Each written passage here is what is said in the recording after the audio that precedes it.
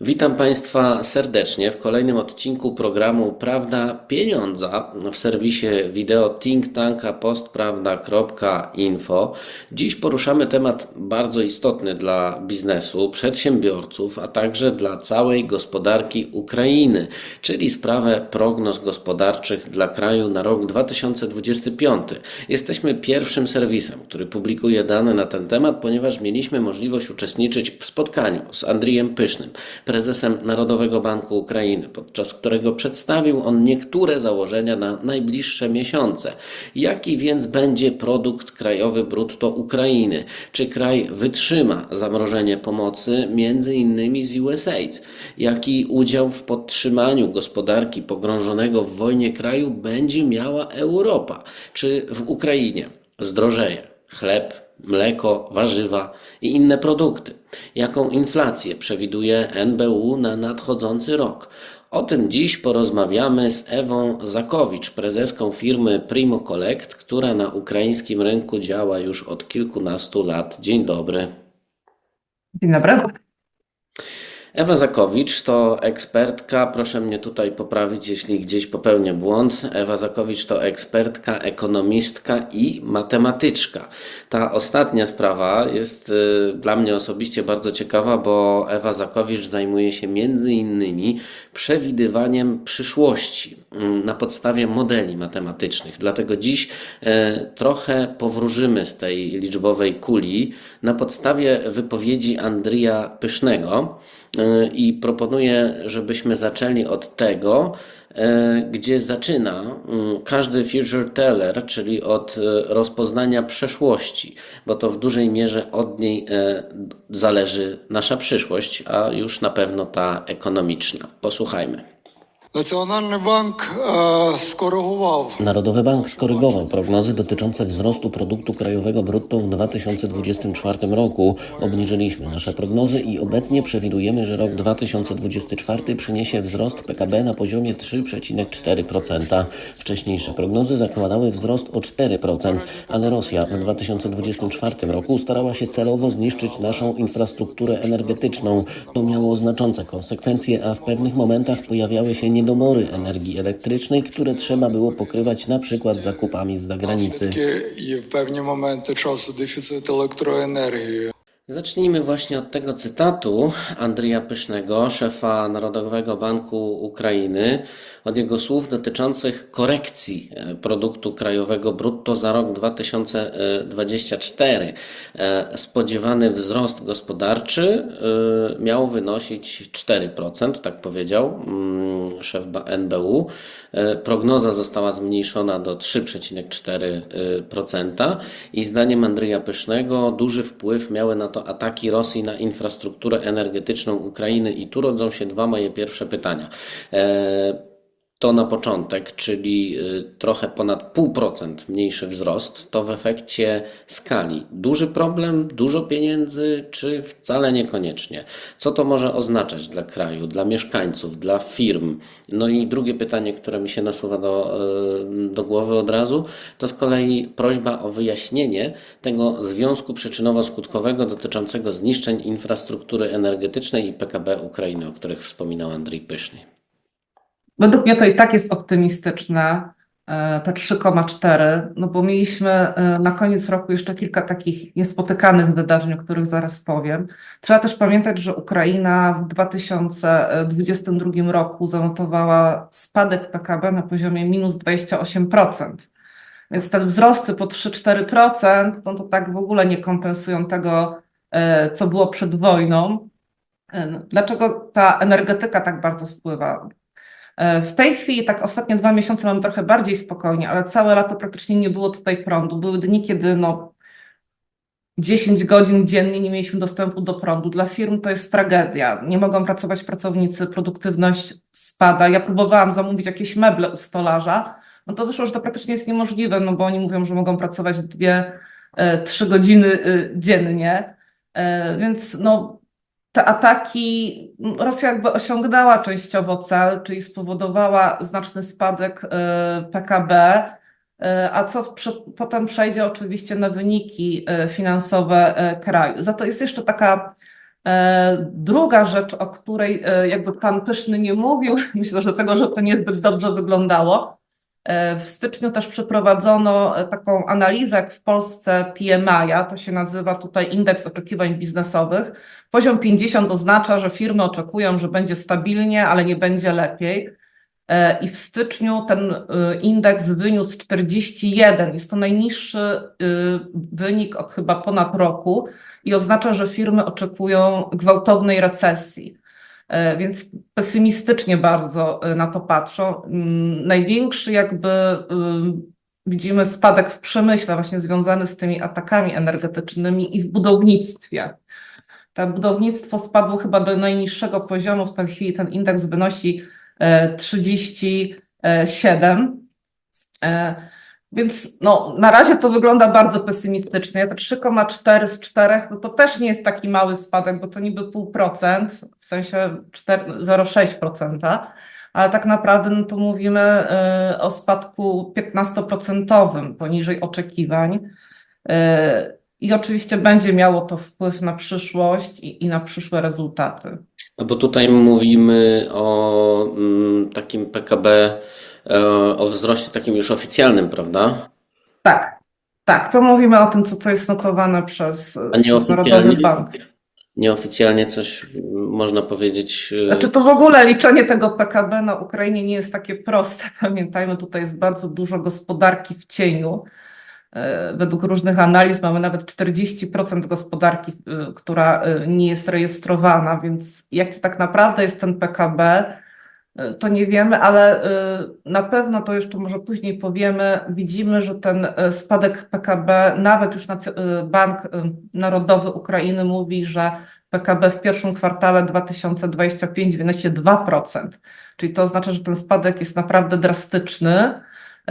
Tutaj jeszcze w tym odczycie nie było uwzględnionego tego wielkiego cyberataku na kraj, który miał miejsce 19 grudnia, ponieważ ta prognoza, którą przedstawił pan Pyszny, to jest z października, czyli przed tymi wydarzeniami takimi kluczowymi, czyli nowego prezydenta Stanów Zjednoczonych, zablokowania wszystkich środków na razie dla Ukrainy ze strony Stanów, no i ten wielki cyberatak, który tak naprawdę sparaliżował kraj na cały miesiąc, czyli przez cały miesiąc nie można było otwierać firm, nie można było zamykać firm, nie można było często wysłać pieniędzy, pobrać jakichkolwiek dokumentów, no nic się tutaj nie można było wykonać.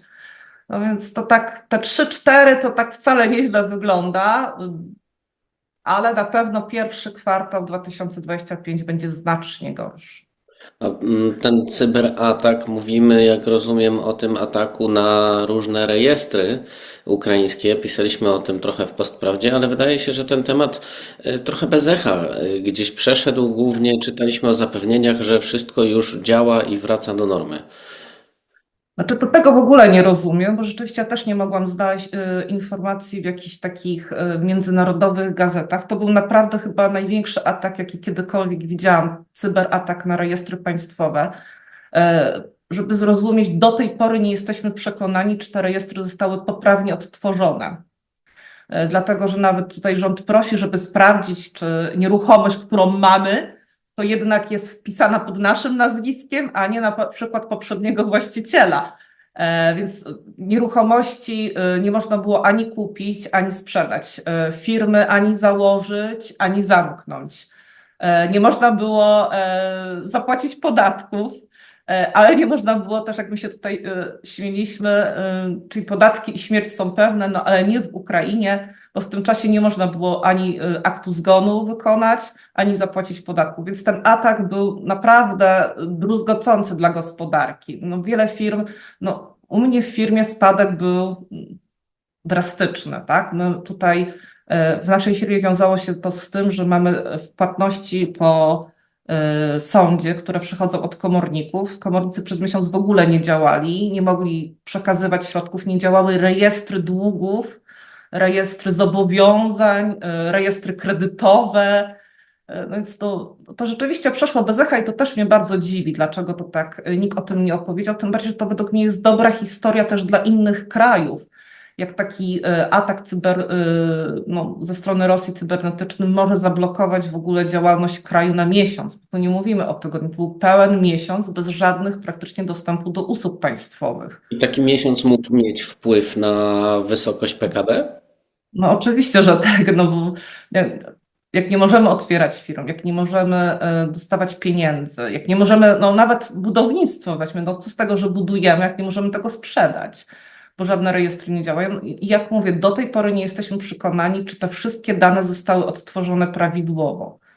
No bo zostały z jakichś backupów i tak naprawdę jest to sprawdzane, ale to według mnie to właśnie to kilka procent dodatkowo, właśnie ten spadek nawet w styczniu, który prognozuje się do 2%, może być większy przez ten cyberatak. To tutaj mówimy o takich rzeczach, których na gołym okiem nie widać i ludzie zazwyczaj nie dostrzegają, a ja bym chciał, żebyśmy jeszcze powiedzieli o takim czymś, co wszystkich zazwyczaj dotyka, czyli o inflacji. Więc posłuchajmy następnej wypowiedzi prezesa Narodowego Banku Ukrainy. Далі ми зафіксували 2024 рік зростання інфляції. Odnotowaliśmy również, że w 2024 roku inflacja rosła szybciej i bardziej dynamicznie niż przewidywaliśmy. Narodowy Bank już na początku roku, a później po wynikach pierwszej połowy 2024 roku prognozował przyspieszenie inflacji. Ma to miejsce pod wpływem czynników, które naszym zdaniem mają charakter tymczasowy i wyczerpany. Otrzymaliśmy także nieco niższe zbiory, co niewątpliwie wpłynęło na wzrost cen w całym sektorze spożywczym. Deficyt energetyczny zmuszał przedsiębiorstwa do znacznego zwiększania wydatków na zapewnienie autonomicznego zasilania energetycznego. Do tego dochodzi trudna sytuacja na rynku pracy i do pewnego stopnia deprecjacja waluty. Na koniec roku poziom inflacji wyniósł 12%, chociaż prognozowaliśmy go na poziomie nieco wyższym niż 9%. При тому, що ми планували її трошки вище 9. Obraz robi się w sumie trochę ciemniejszy, bo najpierw niższe PKB, czyli mniej pieniędzy, a do tego wyższa inflacja, czyli rosnące ceny, czyli jeszcze mniej pieniędzy. No, ta inflacja 12, prognoza była jeszcze w październiku na poziomie 9,7, wcześniej koło 9. To jest taka inflacja średnioroczna, bo tak naprawdę na koniec mieliśmy 12, ale na początku roku doszliśmy w którymś momencie do tego celu inflacyjnego Ukrainy, który obecnie jest na poziomie 5%. Już mamy odczyt ze stycznia wstępny i ta inflacja w styczniu jest 12,9%, czyli mamy dalej wzrost, a na koniec kwartału oczekuje się inflacji 14%. Ona właściwie zaczyna być już taką inflacją poza kontrolą. Oznacza też taką lekką panikę, ponieważ tą inflację głównie napędza ten konsumpcyjny wzrost, czyli ludzie po prostu widzą, że to cały czas rośnie, więc idą do sklepu, kupują więcej, no bo jutro będzie drożej, tak? Przez to, że nie mieliśmy tego prądu, to tutaj jest prawda, paliwa bardzo wzrosły i my na przykład tutaj mamy taki duży generator, ale korzystanie z tego generatora jest ekstremalnie drogie w porównaniu z cenami, jak płacimy za energię, przy czym my nie jesteśmy firmą produkcyjną. W przypadku firm produkcyjnych, które potrzebują do swojej działalności energii, no to te koszty jakoś wystrzeliły w kosmos. Kolejny problem, który też się pojawił w tej chwili, a o którym się dosyć mało chyba jeszcze mówi, no to mamy problem z ilością pracowników. Na rynku ukraińskim nie ma pracowników. Przed wojną tutaj żyło 43-45 milionów ludzi w zależności od odczytów. Obecnie ostatnia analiza wskazuje, że jest 29 milionów. W poprzednim roku wyjechało dalej 500 000 ludzi, no w większości do Polski, ale nie tylko do Polski. I w tej chwili mamy taką sytuację, że nie można znaleźć pracowników do pracy, co powoduje oczywiście, że musimy podwyższać wynagrodzenia. Więc te wynagrodzenia w tej chwili pędzą praktycznie z miesiąca na miesiąc, no bo jak nie można znaleźć ludzi do pracy, no to trzeba podwyższyć wynagrodzenia, no to się podkupuje innych pracowników innych firm, i to takie mamy zamknięte koło, tak? Więc ten wzrost płac w tej chwili, według mnie on jest takim też czynnikiem, który drastycznie napędza inflację. Dodatkowo w grudniu wprowadzono podatek wojskowy podwyższono. Do tej pory on był 1,5% i to tylko od jakichś tam usług. W tej chwili mamy go 5%, czyli to jest podwyższenie o 3,5% i dotyczy to podwyższenie i nieruchomości, sprzedaży i wynagrodzeń ludzi, czyli oni zaczęli płacić więcej za to, że no, dostają te pieniądze, to było 1,5, teraz jest 5 i to też nie widzimy tego paradoksalnie jeszcze w styczniu ze względu na ten cyberatak nieszczęśliwy. No ponieważ no, nie było jak sprzedawać nieruchomości, więc nie było naliczonego tego podatku, dopiero się wszystko wydarzyło pod koniec stycznia. Więc ta produktywność w ogóle w sektorze przedsiębiorstw spadła drastycznie. No i ta inflacja nie wiadomo dokąd pędzi już w tej chwili. Tutaj było zebranie też Komitetu Monetarnego Banku właśnie Narodowego.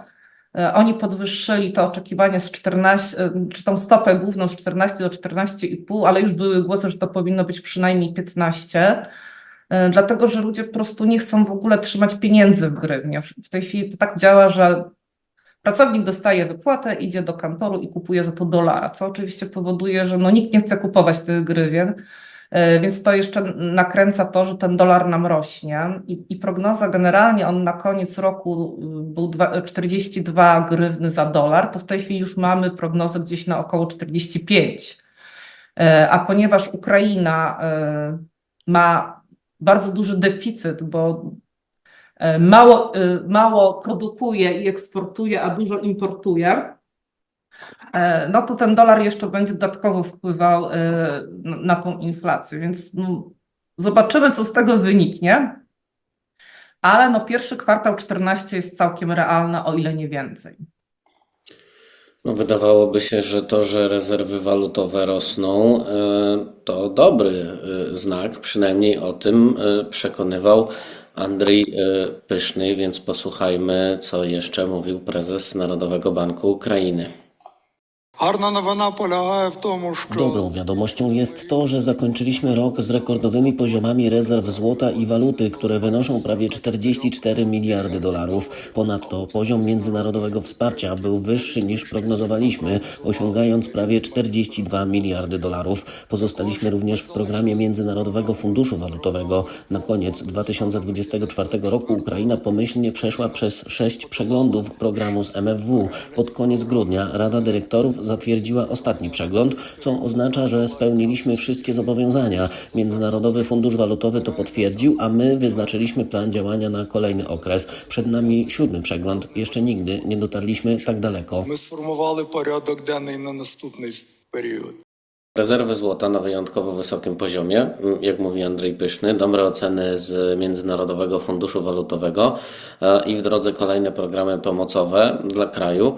I ja się tak zastanawiam, czy to rzeczywiście dobry znak, że złota jest coraz więcej, że rezerw walutowych jest coraz więcej, bo w moim takim absolutnie bardzo prostym myśleniu, ja bym tak robił wtedy, kiedy spodziewałbym się jakiegoś krachu, recesji, o której wspomniałaś na samym początku i chciał w jakiś sposób swoje pieniądze zachować. No ale z drugiej strony posiadanie takich rezerw, jak rozumiem, też takich przedsiębiorców jak ty upewnia w tym, że jest jakaś stabilna, żelazna rezerwa, w tym wypadku złota, prawda, rezerwa. Oczywiście zawsze dobrze jest mieć złoto, tak? Wszystkie kraje starają się trzymać ten poziom rezerw, a w złocie tym bardziej, no to wiadomo, że złoto jest w dolarze, jak nawet będzie jakiś problem z dolarem i z grywną, no to jakoś się uratuje. Tu to troszeczkę inaczej wygląda, bo te rezerwy są też kluczowe, tutaj mówi prezes Narodowego Banku, są kluczowe do tych programów z Międzynarodowym Funduszem Walutowym, do programów wiarygodności kraju. No bo w tej chwili Ukraina, żeby toczyć tą wojnę, no potrzebuje oczywiście pieniędzy. No tutaj to takie banalne bardzo, ale skąd te pieniądze brać? No oczywiście oprócz tej pomocy, ale pamiętajmy już, że no, ta pomoc w tej chwili została częściowo już zablokowana, tak, ze Stanów Zjednoczonych, a to był jakby największy udział, więc muszą emitować obligacje, to się tutaj ładnie nazywa obligacje wojskowe. One są emitowane i w grywnie, i w dolarze, no ale nie oszukujmy się. w grywnie nie wszyscy są chętni kupować ze względu właśnie na to ryzyko bardzo duże dewaluacji przyszłej grywny, jeżeli tutaj coś się nie uda, więc oczywiście sprzedają to w dolarach. Żeby emitować takie obligacje, no to muszą mieć jakieś zabezpieczenie. Więc ten ruch z tym, żeby kupować to złoto i zwiększać rezerwy, no jest kluczowy dlatego, żeby Ukraina mogła w ogóle prowadzić tą wojnę. Czyli Ale to bardzo dobrze, jak rozumiem. tak, tylko że już mamy odczyt na koniec stycznia praktycznie, który pokazuje, że te rezerwy spadły z 44 do 39 miliardów dolarów. Na koniec roku one są prognozowane na poziomie 40, tutaj pan Pyszny tego nie powiedział, co jest związane właśnie i z dewaluacją grywny, ale również z tym, że brak tej pomocy, ale i z tym, że naprawdę bardzo drastycznie zaczęły rosnąć wydatki. Niedawno podwyższono budżetówce wynagrodzenia, no skądś te pieniądze trzeba brać. Ale te rezerwy walutowe to jest taki tutaj, nie wiem jak to ładnie powiedzieć, ukryty haczyk. Te rezerwy walutowe trzymają się na takim poziomie głównie z powodu jednej ważnej rzeczy, że z Ukrainy w tej chwili żadna firma, osoba prywatna nie może w żaden sposób, no oprócz tam eksporterów, importerów, ale na przykład spłacić swoich zobowiązań przed inwestorami, zainwestować w innym kraju, zapłacić z Ukrainy, nie wiem, za jakikolwiek towar w Polsce, zamówić usługę w Polsce, ponieważ są zablokowane dla firm wszystkie płatności walutowe poza Ukrainę, więc tak naprawdę to działa tak, że no nie możemy nic zapłacić, więc te rezerwy walutowe mamy. W momencie, gdyby Narodowy Bank Ukrainy powiedział jutro: moi drodzy, jesteśmy dobrymi wujkami, dawajcie, możecie już zapłacić swoje wszystkie pożyczki, zobowiązania, zamawiać co chcecie, to ten poziom pewnie spadłby o połowę. Więc to jest przyczyna, dlaczego te rezerwy się trzymają. To jest po prostu bardzo sztucznie kontrolowane. Przez to, że my nic nie możemy inwestować, jest to też takie drugie dno, o którym też chyba nigdzie nie słyszałam tak na forum publicznym. To jest to, że bardzo dużo spółek, które miały kredyty walutowe w innych krajach, czyli poza Ukrainą, czyli pożyczały pieniądze w Stanach, w Anglii, czy też w Polsce, przed rozpoczęciem wojny, czyli w 2022 roku, do dzisiaj nie mogą spłacać ani procentów praktycznie, ani kapitału. To oznacza, że na rynku mamy dużo takich cichych przejęć przez wierzycieli zagranicznych spółek, gdzie oni inwestowali tutaj w Ukrainie pieniądze, no i w jakiś sposób chcą je odzyskać po wojnie. To też powoduje, że no, te rezerwy nie rosną, bo też nie przychodzą żadne nowe inwestycje, no spoza tych inwestycji jak Międzynarodowego Funduszu Walutowego czy tych wielkich instytucji, dlatego że no, pieniądze włożyć tutaj lekko, ale wyjąć jest praktycznie niemożliwe. Więc te rezerwy to jest takie trochę po angielsku tricky, tak? Że no, mamy je fajne, ale gdyby jutro zrobić to na warunkach rynkowych, czyli otwieramy możliwość płacenia w walucie, spłacania kredytów, one by po prostu drastycznie się zmniejszyły. Więc ja w ogóle uważam, że ta taka polityka regulacyjna będzie jeszcze trzymana co najmniej rok czy dwa. Zresztą to samo było po pierwszej wojnie, bo dla mnie to są dwie wojny, ja zawsze tak powtarzam, czyli pierwsza jest ta w 2014 roku, druga w 2022. W 2014 również zablokowano możliwość płacenia za granicę czegokolwiek, co skutkowało, że praktycznie wieloma restrukturyzacjami firm. I potem jak odblokowano to naprawdę wypływ był drastyczny tej gotówki. Więc te rezerwy są, ale one są bardzo sztucznie regulowane. To są konieczne, żeby w ogóle właśnie emitować te obligacje. No bo gdyby tej iluzji nie było, gdyby tą bańkę przebić, Może nie wiem co, znaczy nie byłoby już Ukrainy. Tak mi się wydaje, no bo większość firm, które tutaj są, no tak jak ja, które zainwestowały w Ukrainę przed tą wojną, włożyły bardzo dużo pieniędzy, tak? No nie ma wyboru, tak? My nie mieliśmy wyboru, musieliśmy wymyśleć, jak tutaj przetrwać, jak się rozwijać, jak zarabiać. No bo gdyby była taka opcja, że możemy te pieniądze zabrać i zaczekać na lepsze czasy, to pewnie wiele firm by tak zrobiło. No ja raczej nie, ale myślę, że większość firm by tak zrobiło. I wtedy dolar byłby teraz jest po 42, to pewnie byłby po 80. Przed wojną był 25, tak jakby ktoś nie wiedział. No, różnica ogromna. Jeszcze pamiętam, jak prezydent Zełański zapowiadał, że nigdy się coś takiego nie wydarzy, żeby dolar kosztował 40 hrywien za sztukę. Ale przechodząc do przyszłości, to chciałbym, żebyśmy teraz posłuchali, co Andrzej Pyszny mówi o prognozach już konkretnie na rok 2025, jeśli chodzi o tą wspomnianą już mocno przez nas inflację. 2025 Na 2025 rok Narodowy Bank Ukrainy prognozuje, że inflacja w pierwszej połowie roku będzie przyspieszać. Będą jeszcze odczuwalne efekty, które spowodowały bardziej dynamiczny wzrost inflacji w 2024. Jednocześnie polityka Narodowego Banku wraz z wyczerpaniem wpływu tych czynników, które doprowadziły do wzrostu inflacji, pozwoli nam w pierwszym półroczu przejść do trendu dezinflacyjnego. Na koniec 2025 roku prognozujemy inflację na poziomie około 8,4%. близько 8,4%. No, czyli tutaj można powiedzieć, że trochę by się zgadzało z tym, co mówiłaś, czyli jeszcze na początku roku, pierwszy kwartał, ta inflacja nam rośnie, a później już tylko dobre wiadomości. No to ona rzeczywiście na koniec jest, ta prognoza, pamiętajmy, to jest cały czas prognoza z października, czyli bez tych wydarzeń, które się wydarzyły po październiku. Bo wcześniejsza prognoza w ogóle to była nie 8,4, a 6,9. Potem w październiku ją zmieniono właśnie na ten 8,4, ale tak jak mówię, tu mówimy o inflacji na poziomie prawie 15% w pierwszym kwartale, 14% w drugim kwartale, w trzecim 13%, no a w czwartym może nam się uda i dojdziemy do tego poziomu, przy czym cel inflacyjny jest 5%. Więc ta inflacja naprawdę wygląda bardzo źle i biorąc jeszcze pod uwagę to, co się widzimy w tym wskaźniku przedsiębiorstw, że to tak bardzo wszystko nam spada i przedsiębiorstwa są tak bardzo pesymistyczne nastawione, dodając do tego, że nie wiadomo w tej chwili, co będzie z finansowaniem większości tych projektów budżetowych, bo pamiętajmy, że ta pomoc, która została zablokowana, to były często finansowanie urzędników i emerytur i tak dalej. Deficyt budżetowy Ukrainy w tej chwili mamy gdzieś na poziomie 20% PKB. Wojna pochłania 56%.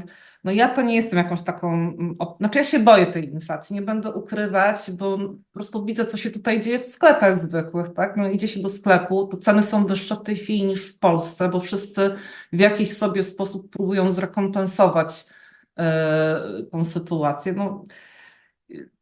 No chciałabym, żeby było tak, jak pan Andrzej powiedział, że będziemy mieli to 8,4, to byłby bardzo dobry znak dla Ukrainy i sygnał, że idziemy w dobrym kierunku.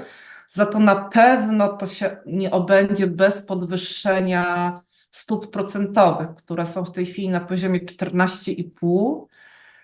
Ja za bardzo nie wiem, jak na tym poziomie zdusić inflację, ale znowu jak podwyższymy stopy procentowe, no to wzrośnie koszt obsługi długu, no bo trzeba będzie więcej płacić za te obligacje.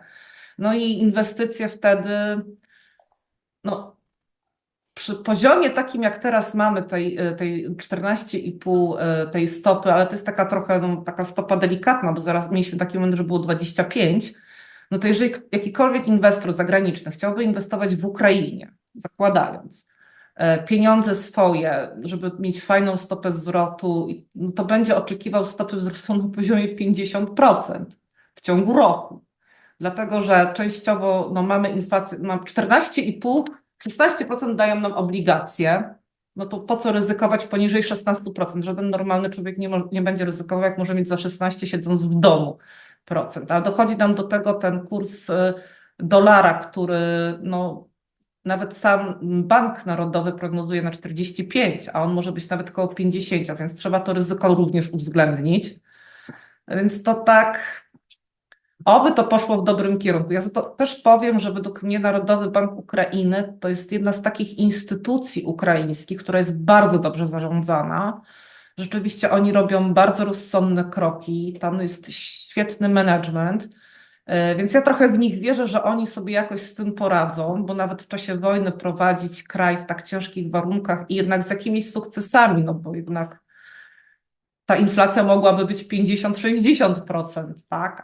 A nie tylko koło tych 12 czy 14. Więc to miejmy nadzieję, że to się jakoś ustabilizuje. No i oczywiście tutaj też jest duża, bo to też pan Andrzej wspominał wcześniej, duża zależność od tego, co się będzie działo w rolnictwie. No w tamtym roku trochę się nie udało, ta pogoda nie była zbyt dobra i oni nie zebrali tyle, ile chcieli. Jeżeli rolnictwo wystartuje, no to też eksport wzrośnie, tych dolarów będzie więcej, no więc obyśmy mieli dobrą pogodę w tym roku. Byśmy mieli dobrą pogodę też międzynarodowo, bo już trochę zaczęliśmy ten temat. Donald Trump zapowiedział, że będzie tej pomocy ze Stanów Zjednoczonych mniej. Zatrzymanie potoku pieniędzy z USAID to ogromny problem. Już wszyscy tutaj w Ukrainie na to zwracają uwagę i w Polsce też coraz więcej takich głosów. To przynosiło Ukrainie około 30 miliardów dolarów rocznie, między innymi właśnie na wypłaty dla urzędników, dla pensji w tej budżetówce, o których już wspomniałaś, czy na utrzymanie infrastruktury energetycznej, o której z kolei mówił prezes Narodowego Banku Ukrainy, a nawet wielu programów prozdrowotnych, czy szkół w Ukrainie, różnego rodzaju wsparcia. Bez tych pieniędzy trzeba będzie pokryć to wszystko samemu, no bo nie zamkniemy szpitali, nie zamkniemy szkół, elektrownie muszą jakoś działać, pracownicy budżetówki będą dalej przecież pracowali, więc te pieniądze trzeba skądś wyczarować, krótko mówiąc. A Andrzej Pyszny mówi, że Ukraina zabezpieczyła się i na tę okazję, więc posłuchajmy. Міжнародна підтримка 2025 року наразі планується в розмірі 38,5 мільярдів доларів. Międzynarodowe wsparcie na 2025 rok planowane jest na poziomie 38,5 miliarda dolarów. Dobrą wiadomością jest to, że niepewność, mimo trudnej sytuacji zewnętrznej związana z otrzymywaniem międzynarodowej pomocy finansowej w 2025 roku jest znacznie mniejsza niż była pod koniec 2024. Udało nam się uzyskać jasne ustalenia i zobowiązania co do źródeł, z których będzie pochodzić międzynarodowe wsparcie. Zamrożone aktywa Rosji są jednym z tych źródeł. Mamy jasne i stabilne ustalenia na poziomie aktywów, które posiadamy oraz tych, które będą wykorzystywane. Europejska Komisja i program Ukraine Facility również są stałymi źródłami wsparcia, które pokryją potrzeby w 2025, ale co najważniejsze, wojna trwa, a wraz z nią trwają także ryzyka, które generuje. Війна триває, а разом із війною тривають і ризики, які вона генерує. No i tutaj ja tak krótko może wprowadzę do tego tematu. Gdyby nie pomoc zagraniczna, Ukraina nie byłaby w stanie funkcjonować. To też przyznawał Andrzej Pyszny otwarcie. No tak, no bo generalnie no, ja nie wiem, jak oni sobie z tym poradzą. Ja tutaj też bardzo wierzę w Narodowy Bank Ukrainy. Na pewno muszą bardziej w tej chwili współpracować z Europą, bo te środki trzeba w jakikolwiek sposób zamienić. Częściowo dostają procenty z tych zamrożonych aktywów w Rosji, tak? Bo to jest takim, no, Rosja bardzo niechętnie na to patrzy, że ich pieniądze są inwestowane, a procenty, które jakby zarabiają na tych pieniądzach, na tych zamrożonych rezerwach rosyjskich, to dostaje Ukraina, więc to jest na pewno jedno ze źródeł, które mają. Drugie, no to jest ten Międzynarodowy Fundusz Walutowy, który dosyć stabilnie jakby inwestuje pieniądze w Ukrainę, ale czy znajdą aż tyle dodatkowych pieniędzy? Ciężko mi w tej chwili powiedzieć, tak? Bo za bardzo tego nie widzę, tak? Gdzie taką, chyba że to się jakoś odblokuje. No to jest dosyć świeży temat, tak? Bo to mówimy o miesiącu. Ja sądzę, że oni w tej chwili bardzo silnie siedzą i szukają jakby skąd te pieniądze dostać. Tutaj pewnie bardzo liczą na Unię Europejską, no bo za bardzo nie wiem jeszcze na kogo. Na pewno Unia i Fundusz Walutowy próbowały w jakiś sposób motywować Ukrainę do tego, żeby tych pieniędzy było więcej, tylko tutaj ciężko mówić o alternatywie, no bo No co, podwyższenie podatków. No podwyższono już ten podatek wojskowy. Oczywiście wszyscy są bardzo niezadowoleni, no bo to jest duże. No No podwyższenie jeszcze tego ale trwa, bardziej. trwa wojna, no siłą rzeczy jakoś E, trzeba sponsorować. Tak, no oczywiście tutaj były takie podwyższenia, o których też jakby nikt nie mówił, ale mieliśmy podwyższenie podatków od banków, ponieważ banki mają najlepsze rezultaty, tak paradoksalnie ever w Ukrainie. To są naprawdę kwoty powalają, tylko że no niestety te rezultaty są też takie bardzo specyficzne, ponieważ oni dostają bardzo tanie refinansowanie z Narodowego Banku, które potem wydają na obligacje rządowe, a różnica między kosztem tego refinansowania a kuponem z obligacji, tak, jest ich zyskiem.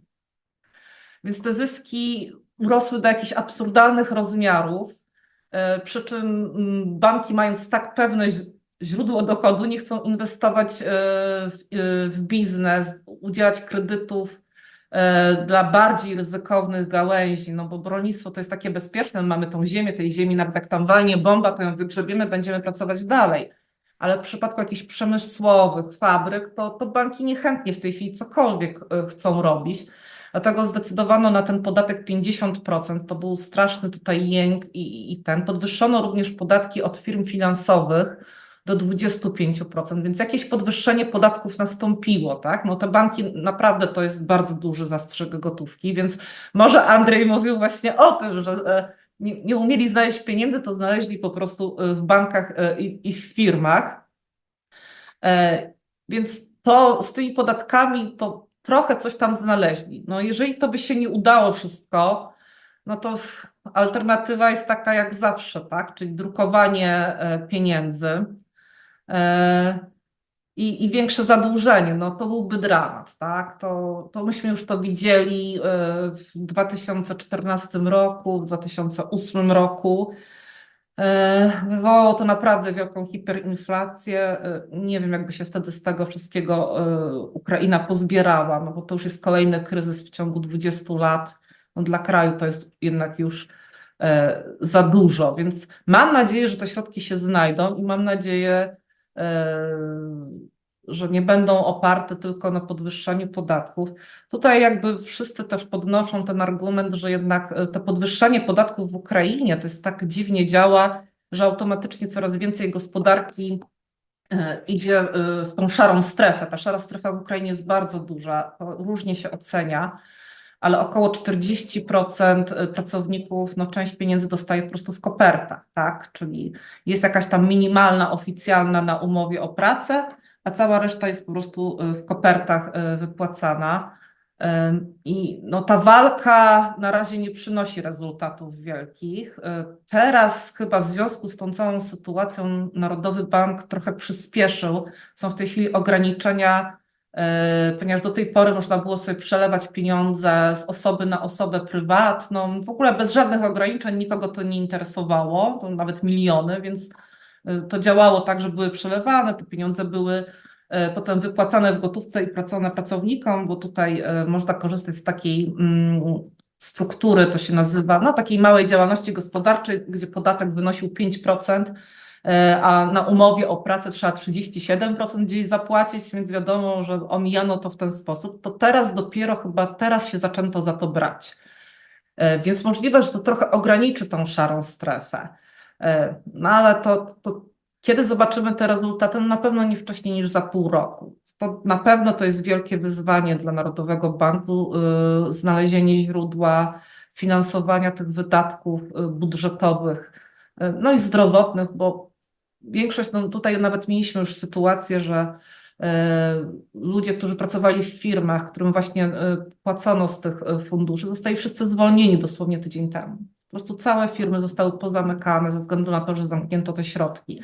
Te środki też były wykorzystywane na uniwersytety, czyli były edukacje, więc to ja jeszcze do końca nie rozumiem, na ile to miało wpływ, bo to jest bardzo świeża sprawa, ale na pewno to zobaczymy za miesiąc, dwa.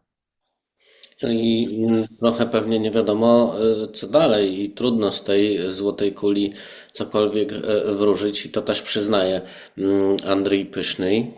Inflacja Inflacja nadal stanowi wyzwanie, wojna pozostaje też wyzwaniem, a wraz z nią rośnie potrzeba dodatkowych zasobów finansowych. Przypomnijmy, że co roku stajemy przed sytuacją, w której musimy zwiększać wydatki budżetowe, biorąc pod uwagę, że sektor obrony i bezpieczeństwa narodowego wymaga dodatkowego, czasami zupełnie niespodziewanego wsparcia finansowania. додаткового фінансування. Ale ty właśnie jesteś specjalistką od tego, co nieprzewidywalne. I twoim zadaniem, twoją pracą jest to, żeby spróbować przewidzieć, co się może wydarzyć. Więc co bierzecie jako przedsiębiorcy, jako biznes pod uwagę z takich najgorszych rzeczy, które mogą się w tym roku wydarzyć? Znaczy, no, jestem matematykiem ze specjalizacją statystyka, więc to właściwie status wróżki mogę mieć, tak? Znaczy, my w ogóle w firmie stosujemy taką specjalną analizę wielomodelową, taką wielowymiarową, która analizuje kilka parametrów. Jednym z takich głównych parametrów, który dla nas jest takim wyznacznikiem, to jest jakby zdolność do spłaty swoich zobowiązań, to w angielsku jest ability to pay. I my na razie widzimy, że ta zdolność do spłaty zobowiązań jest niska, ale na bardzo stabilnym poziomie. Czyli nie widzimy jakiegoś takiego na razie sygnału kryzysu, o dziwo. To też mnie zaskoczyło samą, bo to zazwyczaj my wiemy 2 miesiące przed rynkiem, co się wydarzy. Wygląda na to, że to jest tak tutaj się mówi w Ukrainie stabilnie, źle, tak? Czyli ta sytuacja jest stabilna, źle, wszyscy się już przyzwyczaili, wszyscy wiedzą, jak reagować, firmy wiedzą, jak sobie z tym poradzić. Każdy jakby wie, co robić, tak? I mimo tego, że zostały zabrane środki, to my jeszcze tego nie odczuliśmy, ani nie widzimy, żeby społeczeństwo to odczuło. To na pewno jest duża presja na te wynagrodzenia i to widzimy. No i bardzo nas martwi to, że właśnie cały czas wyjeżdżają ludzie i że tak naprawdę niedługo nie będzie kim w ogóle budować tej gospodarki. Ja to tak widzę. To, jeżeli ja mam powiedzieć, jaki ten rok będzie, według mnie on będzie taki sam jak poprzedni. Nie będzie jakiegoś większego, znaczącego wzrostu. Ta inflacja będzie na końcu niższa teoretycznie, ale na pewno nie będzie wyższa. Oczywiście tutaj wróżenie w ogóle statystyczne to się nie działa, bo na podstawie przyszłości, co my tam możemy wywróżyć na kilka lat w przód, ale na kilka miesięcy możemy, więc na pewno 2-3 miesiące będą w tej chwili bardzo spokojne w Ukrainie, no chyba, że znowu coś się wydarzy takiego jak jakiś wielki atak na obiekty energetyczne, bo na razie mamy spokojnie, tak? Czyli ostatnie chyba 2 miesiące nie ma jakichś większych przerw w prądzie. Więc ja jestem optymistką. Firmy, z którymi się spotykam, też są jakby zadowolone z tej sytuacji. To co jest trochę dziwne, no bo w tym indeksie widzieliśmy, że wszyscy patrzą na to pesymistycznie. No to mi się wydaje, że ten pesymizm głównie idzie z rynku budowlanego, bo rzeczywiście budowlany rynek jest w bardzo złej kondycji. Nie ma pracowników, większość pracowników jest powoływana do armii, więc nie ma komu pracować, więc projekty są niezaczynane. Nawet jeżeli coś jest zaczęte, to nie ma jak tego skończyć, więc nic się nie sprzedaje, no i tak to wygląda, tak, w tej chwili. No i wojna, do tego wszędzie dookoła wojna, pod Pokrowskiem przecież cały czas toczą się walki, tam ogromne kopalnie Rinata Achmetowa między innymi pod samym Pokrowskiem, które zaopatrywały ponad 80% ukraińskiej produkcji stali, one zawiesiły swoją działalność, czyli utrata terenów, wojna. To niestety też jest jeden z czynników ryzyka. Я не знаю, чи бачили ви статистику. Nie wiem, czy widzieli Państwo statystyki, które trafiły do mnie, dość interesujące, że liczba i czas trwania alarmów przeciwpowietrznych w 2024 roku wzrosła o 170% w porównaniu do 2023 i prawie o 400 w stosunku do 2022 roku. Wszystko to w taki czy inny sposób wpływa na naszą zdolność do zapewnienia wystarczającego poziomu produktywności, odpowiedniej dynamiki odbudowy gospodarki, która była i nadal pozostaje pod wyraźnym wpływem wojny. W wyniku pełnoskalowej agresji w 2022 roku straciliśmy prawie 30% ukraińskiego PKB. Але майже 30% ВВП. To, co powiedziałaś na samym początku, prawda? Tak. No to jest taki, znaczy te alarmy rzeczywiście w tym roku, teraz jest trochę spokojniej na koniec roku, ale w ciągu wakacji to był dramat, tak? Ponieważ też trzeba zrozumieć, że jeżeli taki alarm się ogłasza w Ukrainie, to ja jako pracodawca mam obowiązek wyprowadzić moich pracowników do bezpiecznego miejsca. No w sumie logiczne. Ale to też oznacza, że no, w tym czasie moi pracownicy nie pracują, ja im wynagrodzenie za ten czas muszę wypłacać, to oni nie produkują niczego, więc ta produktywność spada drastycznie. W przypadku fabryk to już jest w ogóle skomplikowane, no bo jeżeli działa jakaś maszyna, tak, która no wiadomo, kto się obsługuje, no to wyjście całego teamu na taki alarm do schronu, a te alarmy to też nie jest tak, że one trwają 15 minut, bo to jest alarm jest ogłaszany. Mamy szczęście, że właśnie, bo tutaj koło nas jest czujka, ale na szczęście dzisiaj nic nie ma, w nocy było. Alarm jest ogłaszany, wszyscy schodzimy do schronu, czekamy, nie wiem, często to jest godzina, półtorej i wracamy. Przy czym Rosja robi te alarmy tak już bardzo cwano, tak? Bo wcześniej to było tak, że no jak leciały jakieś szachedy, czyli te drony, jak moi pracownicy mówią, jak leci szached, to mamy godzinę czasu, jak leci rakieta, to i tak nie zdążymy, tak? Więc jak te szachedy leciały, to wszyscy na spokojnie sobie schodziliśmy i patrzyliśmy. W tej chwili oni zaczęli robić takie czujki, czyli wypuszczają te swoje bombowce na terytorium Ukrainy. Nie wiadomo, czy to ma bombę, czy nie ma bomby, więc ogłasza się alarm. W tym samym czasie wszyscy muszą wejść do tego schronu. To one sobie potem wracają i umieją tak, pamiętam, że był w Lwowie taki dzień, że chyba 5 razy dziennie to robili, więc połowę czasu w ogóle pracy to było bieganie do schronu, oczywiście po schodach, no bo przecież windy nie działają i z powrotem, więc na produktywność no, ma to ekstremalny wpływ. No to ja to też widzę w tym jakiś plus, bo zresztą jak porozmawiać z takimi przedsiębiorcami, którzy mają fabryki, to przez to wszystko jakby myśmy wypracowali takie metody zwiększania produktywności, że jak już w końcu kiedyś będzie ten spokój i nie będzie tych alarmów, no to naprawdę Ukraina będzie mogła konkurować z Europą. Więc no plus, w czasach kryzysu firmy się też rozwijają, tak? To nie jest tak, że tu siedzimy wszyscy i płaczemy, ale się też rozwijamy. Musimy się bardzo szybko dostosowywać do tego, co się dzieje. No ale ta produktywność rzeczywiście, no, nie ma na to żadnej metody, tak? Bo nawet słyszeliśmy, że czasami ktoś w nocy próbował pracować, ale na przykład Kijów, no, który jest właściwie, no, był taki chyba moment, pamiętam kiedy byłam w Kijowie tydzień czasu, to codziennie po północy w schronie, tak? Bo alarmy. Więc człowiek jest niewyspany, ta produktywność, bo to też są te rzeczy, o których nikt nie mówimy. No pomyślmy sobie, że no jeżeli pracownicy schodzą do schronu w nocy, między godziną 2 a 5 rano, schodzą, bo mają dzieci, bo niektórzy to już im się nawet nie chce schodzić, bo wiadomo, się już zmęczyli, ale schodzą, bo jak są dzieci, to jest jakaś inna odpowiedzialność. Oni są niewyspani, oni przychodzą do pracy z oczami na zapałki, no i gdzie tu mówić o jakimś zwiększaniu produktywności i kreatywnych pracy, chociaż i tak cały czas ten sektor IT, który tutaj napędza, bo przed wojną w ogóle sektor IT wzrastał niesamowicie szybko. Pamiętam, że w 2021 roku to był wzrost o 20% przychodów z IT rok do roku i tam eksport chyba wtedy przekroczył 5 miliardów dolarów. Więc ten sektor wzrastał niesamowicie szybko. To w tej chwili widzimy, że ten sektor się odbudowywuje krok po kroku i oni są tacy bardziej elastyczni w stosunku do tej produktywności, więc może tutaj jest jakaś nadzieja dla Ukrainy, że to IT pociągnie tą gospodarkę w miarę w tym roku.